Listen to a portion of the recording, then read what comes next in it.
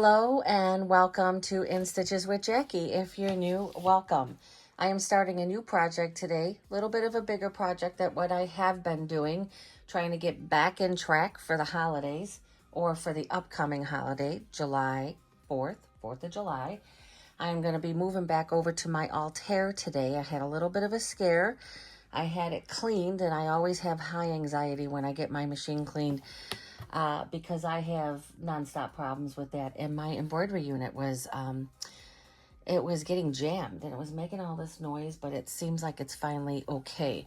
So I am going to be making the Main Street Celebration bench pillow. This has been on my list for a long time, and it's just become popular again because Kimberbell just released this as a digital download, and I think they did some type of special on it. So I had the CD, not even sure what I paid for it, definitely more than what the digital download was, and so it kind of brought it back again. Now, I had bought this a while ago. And I did it on the Kimberbell Fella resale page on Facebook. And I actually got the embellishment kit, and I didn't have the fabric. So I was like, well, let me start shopping around for the fabrics. And A1 Sewing, A1 Reno Sewing and Vac, Jeannie Mulligan, she was doing her live on YouTube. They do a daily one. And she was like, I don't know what's going on, but everybody is looking for a fabric kit. And she still had fabric kits. The only fabric she didn't have, I believe, was this one. So she substituted it with a different one. But she had all the rest of them. And she had the background, which is really what I wanted. I wanted that to kind of be as close to possible as the main one. So I do have the embellishment kit. I did get the fabric kit, again, from A1 Reno Sew and Vac. And so I already prepared this fabric. Now, this piece is cut 6.5. I'm going to go over to my computer here. This one was 6.5 by... I'm going to start with the welcome block. This is the very first block. So the main background fabric was cut 6.5 by 10.5. I have the embroidery felt, and that was 4 by 4, and this is from the embellishment kit. And then there's going to be 2 pieces of glitter. There's white glitter and the red glitter. The white was cut 2 by 2, and the red was 1.5 by 1.5. Plenty left. This is what I've got left for additional blocks. And again, I got my background. I did put SF 101 on the back. I always try to do not all the way to the edges. I try to keep it out because I don't want it in the seam allowance. So you could see right there, that's usually about how much. Now, if I have a piece that's going a little bit more, I just leave it. It's fine. All right, and then the batting is cut, I believe the batting was cut 5 by 9. So let me see my things here. Yeah, so the batting was 5 by 9. Now, when this came out, this did not come out. Sorry about the reflection there. This did not come out with background quilting. This was before background quilting. Let me close this blind. All right, that's better. So this was before background quilting. So obviously I have a lot of background quilting from Kimberbell. So I decided to use the red, white, and bloom bundle that I bought a while ago. And guess what? Probably no surprise. I have not made that quilt yet. And I bought that many years ago. So I used the patriotic design from that bundle. And I used it on all of the background blocks. So there's 1, 2, 3, 4, 5, 6, 7 blocks. And I just did the same design for all of them. So you'll see what that is. Again, it's the patriotic block. And that's pretty much it. Now, the nice thing about Kimberbell is they do give instructions. This is stitched on a, I believe, 6 by 10. Yeah, so you could see right there. It's either a 6 by 10 or a 5 by 7. So Kimberbell always tries to accommodate people who only have smaller hoops. Now, I could definitely stitch this out on the 6 by 10 on my brother. But I decided to just do everything on the altar. Kind of missed my altar. I have not quilted on, I have not done any embroidery or sewing on it. And it would only be these 2 these two blocks, which is each end of the pillow, because they're 6.5 by 10.5. All the rest of them are 8.5 by 10.5. So they definitely require the next hoop up. So instead of jumping back and forth, I decided, let me just see how my altar is doing. I just paid a lot of money to have it cleaned. So we'll see. I wasn't having any issues with it. And it was time to get it cleaned. I really like this block. It has the, let me see if I can move that there.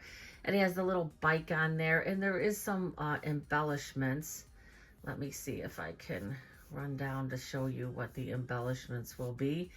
Again, all of the embellishments are, the final is going to be, it's going to have the string with the little balloons, and that's going to be, I could stitch that later. That's just going to be a very tiny lace design with some strings there.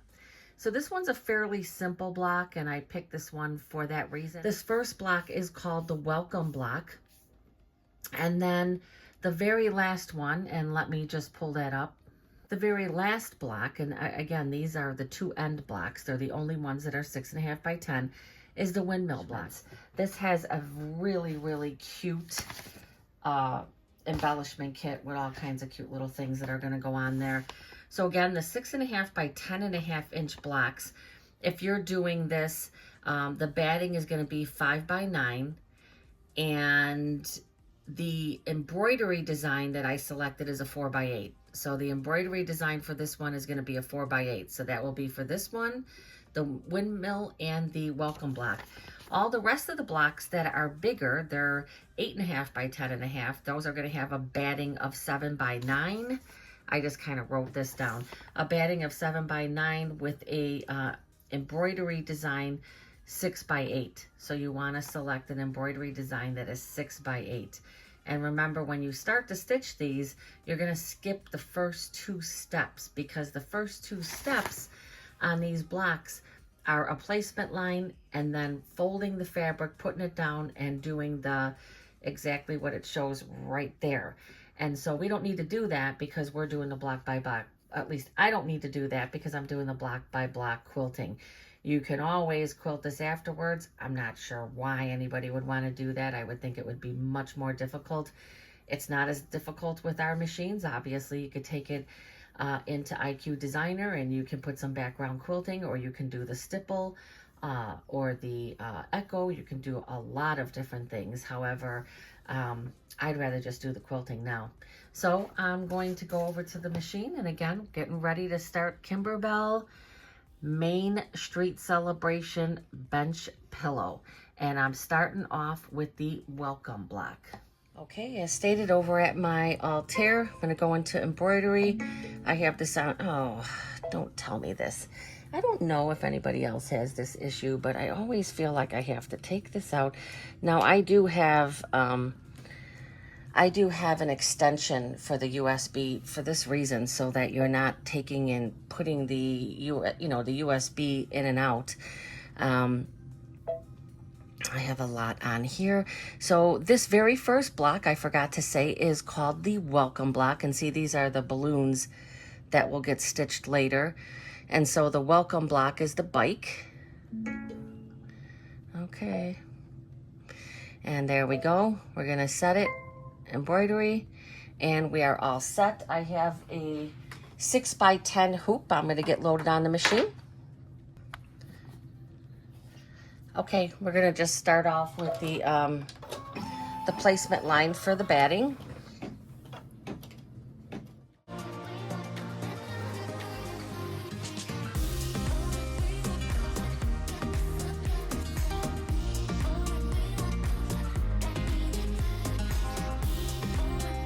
feel like I'm ready to go today, and hopefully everything goes good with this block and I don't decide to trash it as well, but I don't think that that's going to happen. I think I've learned my lesson from the first one. It is so nice to, I've enjoyed stitching on the NQ3550W, but love having my altar ready to go again.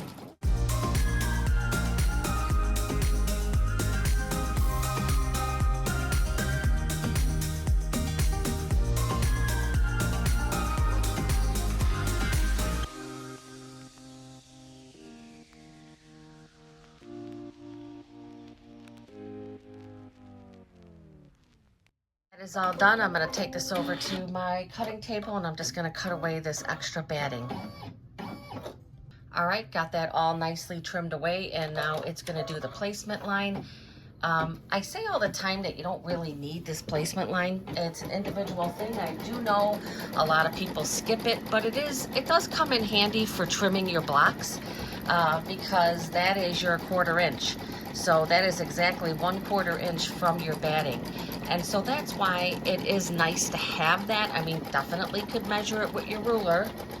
But to me, it's just extra insurance.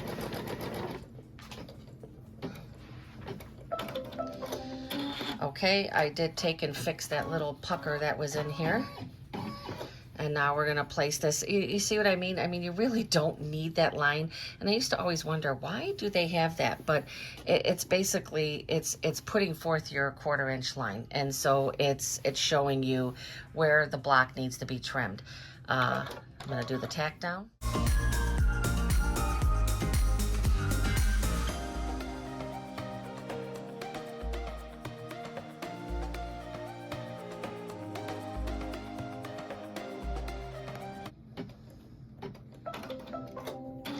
You can see with this thread, there's definitely going to be a lot more contrast, and that's exactly what I am looking for in this block. So now I am going to do, again, this is from Red, White, and Bloom background quilting bundle, and I picked the patriotic design, and I picked that across the board for all the background quilting for this project.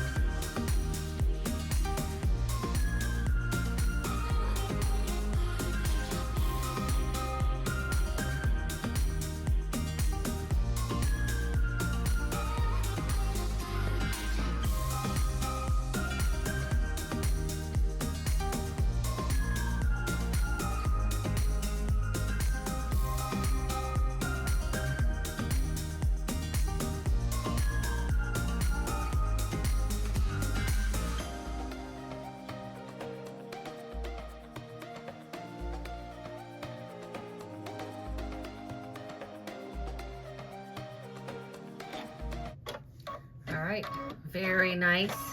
Loving this already because, again, I love to see the background quilting. So the next thing, this is what I was talking about before. So the next step is this placement line. We don't want that. If you're doing the background quilting, you do not want that. That's a placement line for the background fabric if you did not do the block by block quilting design. So we're gonna go and we're gonna skip that, and we're gonna go to number 7. Now we don't have to do this one neither because, again, we already tacked down our fabric. So we are gonna go, we're gonna go and we're gonna skip that one as well. And now that's gonna bring us to the tree, and there is where we are gonna start up. So let's get back in the front of the machine. I have chose this champagne, this Hemingworth champagne. I don't know how well you could see that. Looks kind of dark here. Hemingworth champagne color. And this is what I'm going to use for the tree. I'm going to get this loaded. I also did not say I do have my machine speed set at 1,050 stitches, so I have not slowed it down for anything at this point. Now we're going to start stitching the tree.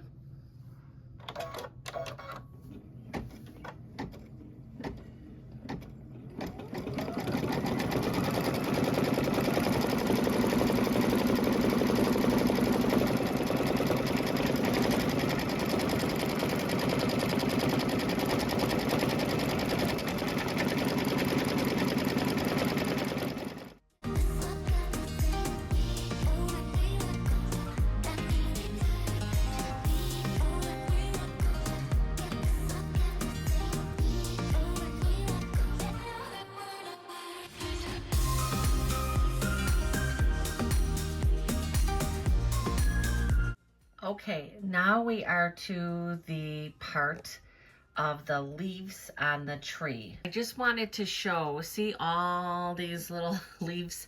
Now, the first step is placement line. So it's gonna stitch out all those little leaves, and then I'm just gonna be taking and putting this big piece of felt over there. So my plan, and I did this the first time around, I am skipping those placement lines because they don't mean anything, because in the end, I'm just putting down this big, this big piece of felt, which is big enough to cover it all. So I am going to come over to the machine, and I am going to skip that. So now the next one is the placement. It just makes no sense to do all those placement stitches when you know where you're placing the felt. The felt is placed right over the tree branches. So I am going to place this felt. I am going to place this felt just simply right over the tree branches. Now I know it's not going to go any farther than this line, so that's a nice landmark. And then I'm just going to put it a little below. And I can see on top, I am more than good there. So that is what I'm going to do. That should be good. And I just think that makes more sense, because this part of tacking down the leaves, it takes a long time. So even though it's a small design, it's going to take a while. So this is the way I'm going to do it. I don't feel like there's any need to do those tack down or the placement lines, because it doesn't matter. You're putting one big piece down. It's the same thing as with the taco thing. It had you put the placement, but you were putting a big piece of glitter. When you're doing stuff like that, you really don't need to do those placement lines. So, all right, we're going to get this started. I am not using a straight black. I'm using, oh, I didn't close this all the way. See? You got to be careful. At least the machine told me this time. Sometimes it doesn't. I'm using like a charcoal color.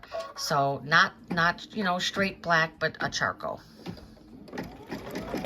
And again, this is going to be kind of like a triple stitch to get all of these down. And I am going to speed this up because, as stated, this does take a while to get all these down.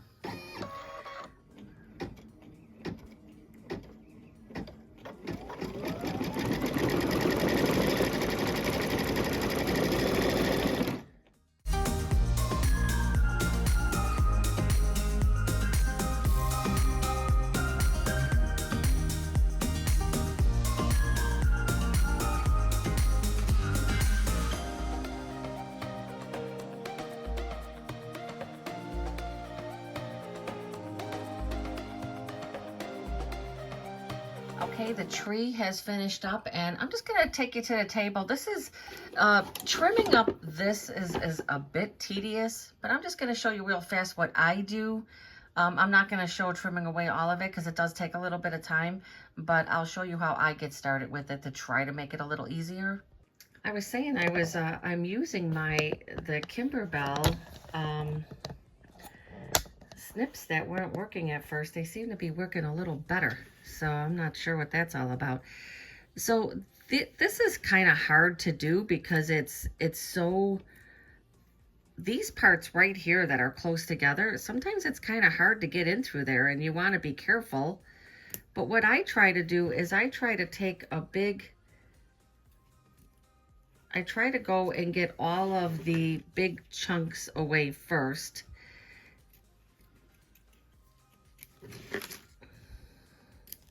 Just by kind of going like that. And then this way, then I can kind of just go back and clean up the other, clean them up then individually, because it does take a while. And when you're trying to do it with all of this in here, and a lot of times I'll go and I'll cut a line through there, it just kind of helps to clean up around the leaves. So it's just a little tip that this is how I do it. I just feel like it helps getting all of this out of here and then going into your individual, because none of this is really salvageable. I mean, if you want to try to save some of that. And then if it's a tight area like this, I will go through and I will take out that bulk. And then, then it's with these, this felt kind of like, it really, how would you describe it? It fuzzes up a lot. It fuzzes up. So, but it's all depends. Sometimes I like to leave it a little thicker, but I have noticed that it fuzzes up a lot. So you're better off just kind of clipping it. I would say like 1/8 of an inch. Obviously you want to be careful and you don't want to cut the stitches. It is like a triple stitch, so you'd have to really cut into it. That's why they do that. So that if you do kind of get close or snip, more than likely it's not going to make a big deal. But that's about how I would do mine, about like how I've done these. And then you just go back and do the extra ones. But, just so you know, this part here takes a while, but if you take your time, it's very much worth it, because you want them, you want to try to keep them consistent. But if they're not consistent, it's not a big deal, because they're leaves, right? Not every leaf is the same. Don't get too technical with it. And I'm saying that because that's what I do. I'll sit here and, just waste a bunch of time on it. And sometimes it's good to kind of come in here, do your first run, and then you can always clean it up later. All right, so I'm going to finish cleaning all of this up, or getting the majority of this away. And then the next thing to stitch is going to be the bike tires. Okay, I got that trimmed up. Again, I could probably do a little bit more cleanup on that. And if you could see, you don't see it as well, but this is a real fuzzy felt. And so I feel like it just, could use a little bit more. But again, leaves are not perfect, right? So I still have this charcoal in here, and I think I'm just gonna keep it in for the tires. It doesn't have to be black. It's pretty dark.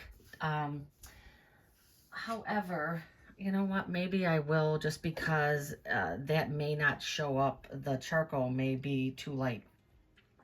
Let me get the black in here and I'll be right back. Okay, got my black loaded. Now we're going to stitch the tires.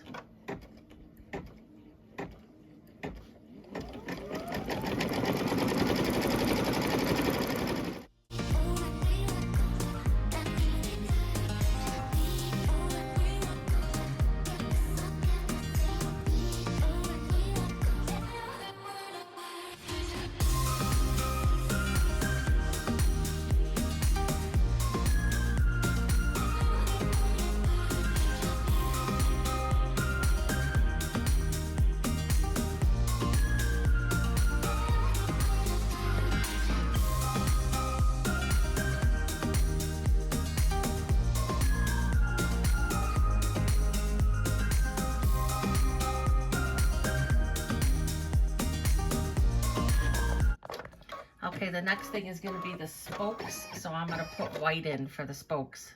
Okay, have my white loaded in there.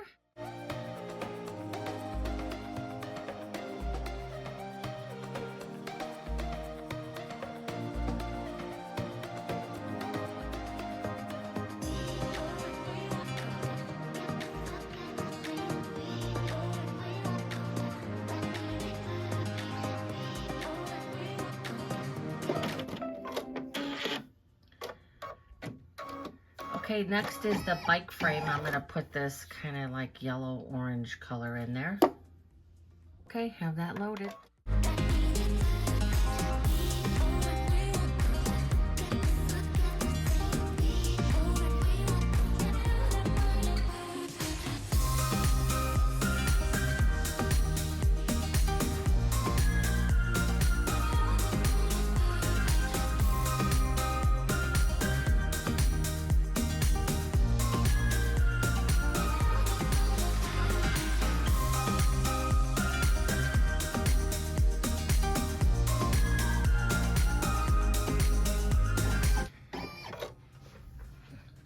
Now it's going to be the handlebars. I'm going to change that to red. The handlebars in the seat, actually, or the handles.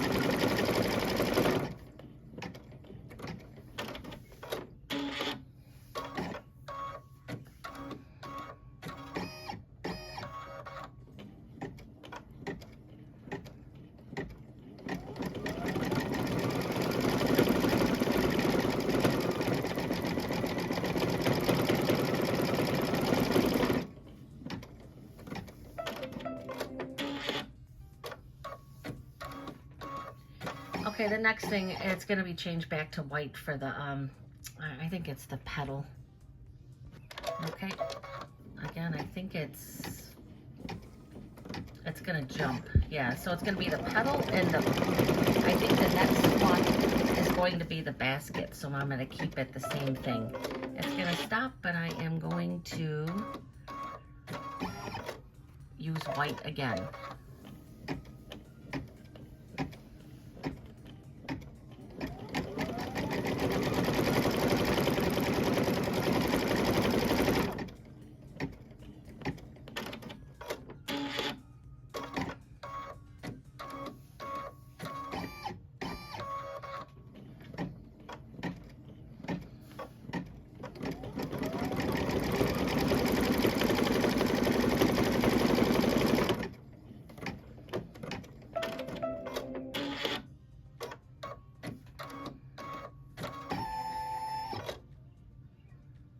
This is going to be the rocket spark, I guess, or the fuse. The thing you could tell about this being a older Kimberbell design is they kind of jump colors a lot. Like I just took white out, and now after this, I could have went backwards and did the other one first. So now I got to change it back to the white. I could have just kept white in. I could have skipped it, came back, but you know, I'm going to put the white back in. It's going to do the spark detail and then the body of the, for the glitter for the rocket.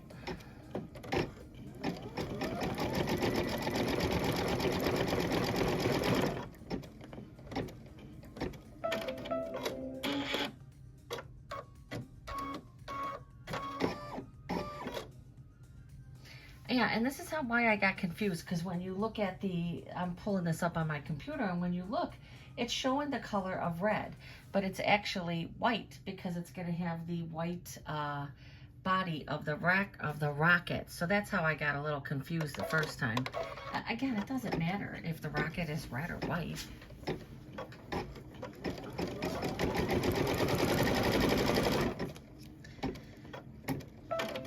Okay. Now remember, when you're using this, let me pull this back. When you're using this, you gotta take, this is glitter. It's not vinyl. Now you can use a glitter vinyl. OESD has them, and I've used them when I stitched a little fish for my grandson. But this is the glitter. So you do have to take these off. And I had pointed out before that a lot of times I'll use this, because this is nice and sticky, I'll use it for picking up strings. So it has a dual purpose. All right, so now I'm just going to hold this here. I'm going to try to like not put it as much. I'm trying to salvage some of this just by using a little corner of it. So they have you cut this. Oh, I hope uh-oh. It's shifting. That's why sometimes it's not a good idea to do that. But You see the size they have you cut that? They have you cut this. They have you cut this big piece, and that's the size of the rocket. But be mindful of that, because I could use this a couple more times. Okay, I'm gonna go get this trimmed up, and I'm gonna take you with me because I'm gonna use my small iron to press this in place. Okay, let me trim this away.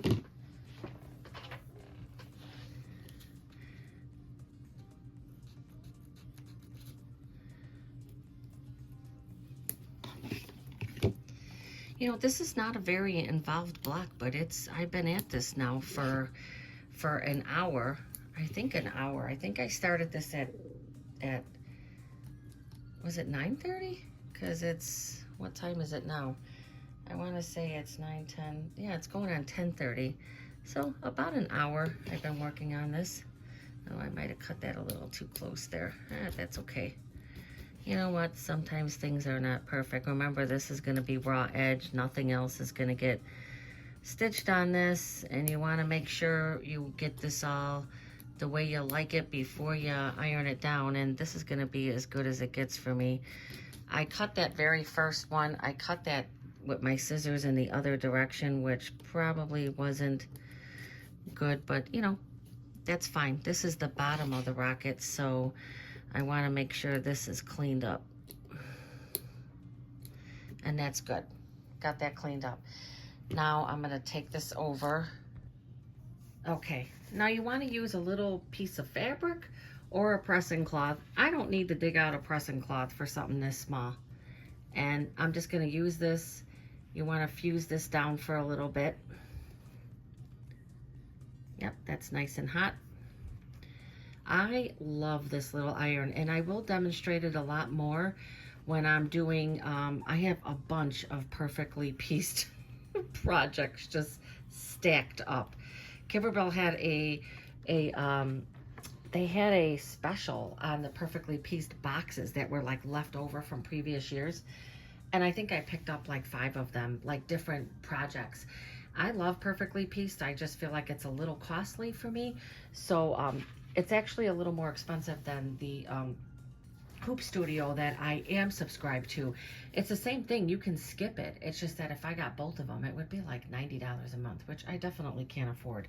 So I get the digital version of the perfectly pieced, and ask me how many of them I have done. 0. So I might put some of those on hold and work some of the other ones I got. All right, I got that fused down. Now we're going to go and get the other part done. Look at how nice my leaves look this time. Okay, now it's going to do the rocket. So now I'm just going to need my little piece of red. So it's going to be the rocket tip. Did I put my scissors back here? Okay, I did the same thing. I pulled my top off of my glitter. I got my red thread. And because this is smaller, I'm going to make sure I'm not as crazy about trying to save glitter here, because this is a small piece. You should really tape these in place because they do like a triple stitch, which does shift a bit.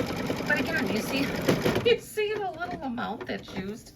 It often cracks me up. I'm like, oh, but if the piece was smaller, it would be more, maybe less manageable. All right, I am going to do the same thing I just did with the white part, and I'll be right back. I'm coming up with a little bit of an idea, but I'm gonna have to slow the machine way down. I wasn't really crazy about how this firework stuff looked on this block. It's kind of boring. So I'm thinking about using my metallic. However, I'm gonna have to slow it way down, and I don't know if it's gonna work because it stitches. The stitching is so tight that sometimes the metallics don't like that. But I'm gonna give it a try. Now I know I have pointed this out many a times, and there may be people who disagree. And I take my thread out by unthreading it. I never pull it out. Well, I can't say that I never just rip it out of there, because I have done that, but as a general rule, I don't. This is a metallic silver, but it's got kind of like a little tinge of something else in there that I just popped up there.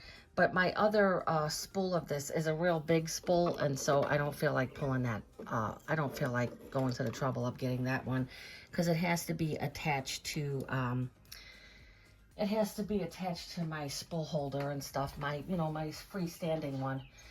So anytime that I am doing metallics, I do not use my threader. Now I have seen quilt shops. I'm not going to name which ones, but where they use the threader. Now, you'll see other people who will say, never use your threader when you're using any type of specialty thread, because it can damage the threader. Now, I don't know how true that is or not, but I don't know about you. I'm not willing to take my chances.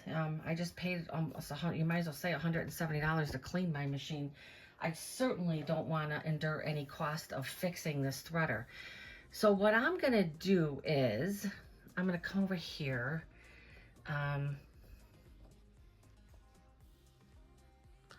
For once, I have this area somewhat somewhat cleaned up. You probably can't see that, but I hit on the page. I'm going to take, and I never like touching my screen, and I do it. I love this. I will show this again. I've showed this in a previous video. I love it. I'm going to take my stitches down to like 7.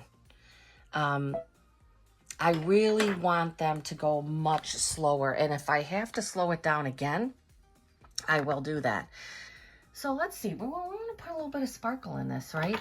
I want this to look nice. So let's see. Now again, I usually stay away from metallics. My Altair loves metallic.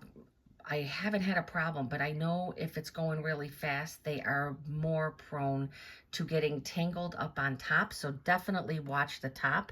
And they can break when it's stitching super fast like that. So I may have to slow it down even more.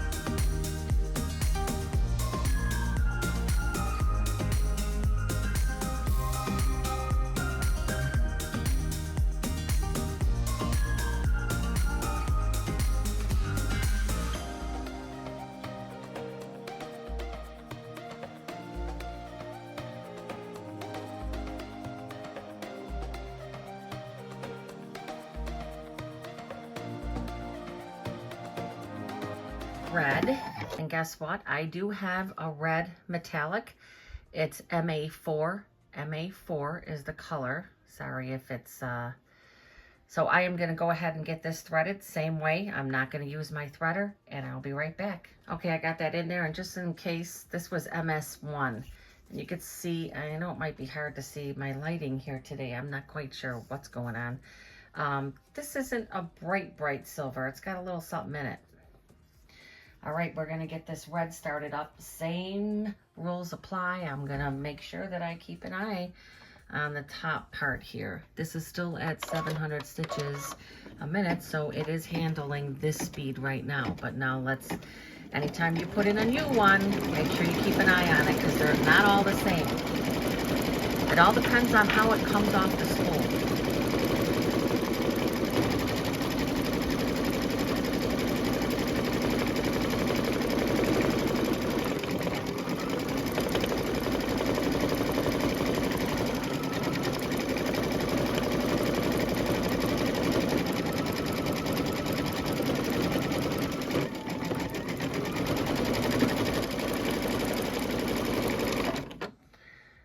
Slow it down even more. I've noticed it looks like some of the bobbin thread is kind of coming up some, but I think it was doing that with the other thread also, so I just turned it down to 5. It wasn't as noticeable with the silver, but it's definitely noticeable with the red. maybe slowing it down some.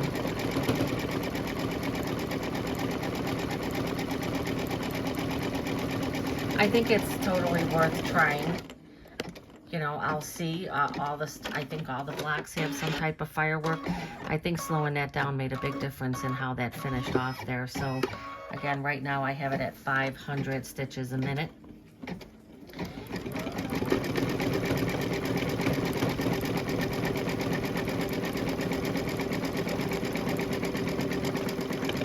Yeah, you could hear it's even stitching smoother. So the first couple ones did pull up quite a bit of bobbin thread, but that's okay.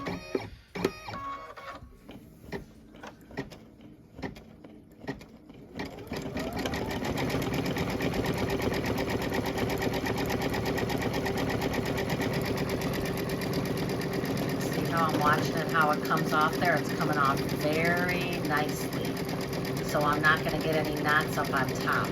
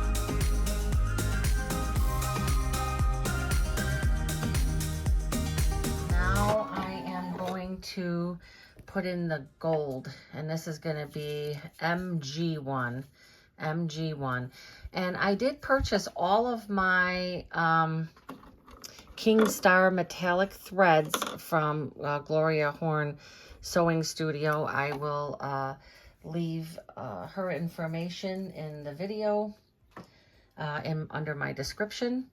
And let me get this gold loaded, and I'll be right back. Second to last, the last one is going to be stitching the eyelets. So now I have the gold metallic in here, and let's get her going. Let's see how she does. Again, watching the top. I think the gold I've had good. I've stitched a lot. I have some videos with embroidering some Christmas stars on a table runner. And I used my metallic threads doing that if you want to check some of those videos out. I love this thread. It's, I think the King Star, everybody pretty much says that it's, you know, the best metallic out there. I haven't really used a lot of other ones. I'm just going to show again how this feeds off. It does feed off very nice. And if you're going to have problems, you're going to have problems like, where's my finger? You're going to have problems, it's going to be right there. It knots up. If it comes off the spool too fast when it's stitching, it will knot up there and it will break. Again, I have this currently at 500 stitches per minute.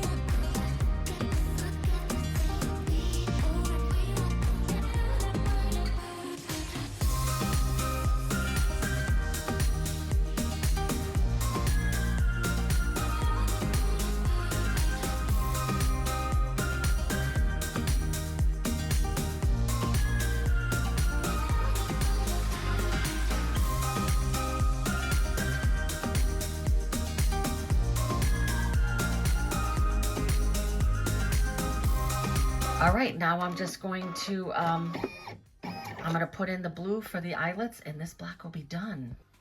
Okay, so now this is just going to do the eyelets. The eyelets are going to be where the lights are going to come through.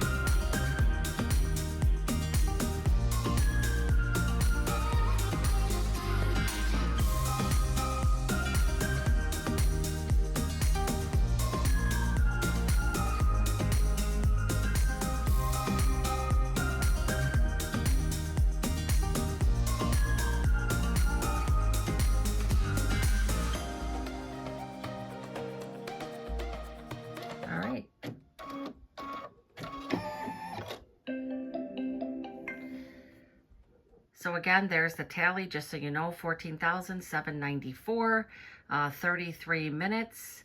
I am so glad. You see what it was showing? It was showing I would have had to use my 9.5 by 9.5 hoop, which this hoop that I have right here, I bought this a while ago, this hoop, and this is not a baby lock hoop. It's not a brother hoop. I bought this on Amazon, and I am not going to feel bad about that because I am not rich and I can't afford to spend $140 to $500 on hoops. This hoop was like 20 something dollars, and it works just as well as any other hoop that you're going to buy. I've spent so much money on hoops that I got to the point where I just couldn't afford to buy them anymore. So if money, you know, if you're a person like me who, I obviously spend more than I should, but where I can try to get the savings, I do. I will also tell you that this is Kimberbell mesh cutaway, and I genuinely buy on Amazon. This is what that looks like. This stuff melts with the iron and it gets crispy. And so Kimberbell's supposedly doesn't. Now, this is some of the first rolls of Kimberbell I purchased because it's more expensive than the stuff on Amazon. But I will tell you, the Amazon stuff melts. And I am also going to start trying to do some of these, especially quilts. I don't mind this, but the next quilt that I start, embroidered quilt, I'm going to try the muslin. Jeannie Mulligan from A1 Reno Sew and Vac, she uses muslin, and when you watch her iron them at the end, she doesn't have to worry about burning any stabilizer. It's a much softer finish. So anytime you're doing a quilt or a wall, now let's face it, most of these quilts, most of these, when they're made as quilts, you're not using it as a quilt. It's a decorative hanging quilt. So it is an individual thing, but I do want to try out the muslin. I think it's a good idea, and it's more cost effective than using the mesh. All right, we're going to take this to the table. We're just going to do a little side-by-side evaluation, and I think it's going to be obvious what block looks better. Okay, this is the first block that I stitched and was not happy with. Just kind of felt like it looks blah. And this is the block that I redid it. This is the welcome block. This is the first block I've stitched for this. And there's really no comparison, right? I mean, it's so much nicer having the background quilting showing. I also did the darker color for the leaves, which, I mean, just, you know, again, decisions that you make look so much better than the first one. And then the rocket I did the right way, but I do like the red rocket better, to be quite honest. And then I did metallics for this. And I think that the metallics, oh yeah, I got to remember to turn up my stitch again. Metallics look very nice. Now, because they're kind of thin, but I do think it gave, you know, I mean, I don't think that it really looks that much difference. If you compare them, it looks pretty much the same, but nonetheless, I used metallics on these. And I think in certain lighting, you can tell it's a metallic and it looks a little shinier. I have to say, I like the rocket better. I like that rocket better than this one. I don't like that rocket as much, but let's not focus on that. I really like that rocket though. So if I was going to pick something in this block, I like the rocket better. But I did the rocket how it said to do. So it's got the white and the red. And there we go. So this is welcome block number 1 for Main Street Celebration. I hope you enjoyed the stitch out of this block. I tried some different things using the metallic. I don't think it makes all that much difference, but I like metallic, so I'll probably continue to do that. Just remember not to use your threader and to slow your stitches down. And definitely going to stick with the background quilting. Again, I just think it makes such a difference in the blocks. And the next block that I am going to stitch is going to be the windmill block. So you can't really see it here. It's the other corner one. I decided to do the 2 small blocks first. I wanted to try to combine them in one video, but I'm never able to do that, no matter how much I speed things up.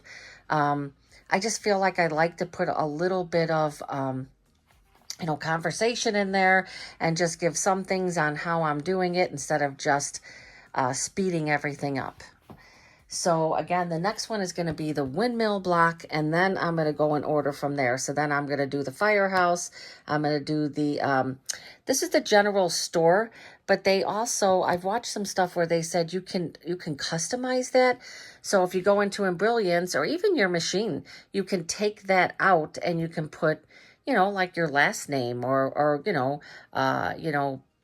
whatever, Johnson General Store, whatever, you could personalize that. And then I think this is supposed to be like grandma's cottage or something, and you can definitely do something different with that too. All right, well, I hope you enjoyed this video. This is going to be a series. So I'm going to do a video for each block. Then I will do stitching them all together. The borders will be stitched and also quilted in the embroidery hoop. And then finishing with the lights. So welcome block number 1 done. And we'll be moving on to the windmill block next. I hope you enjoyed this video. Please like and subscribe. And come back soon to continue the series.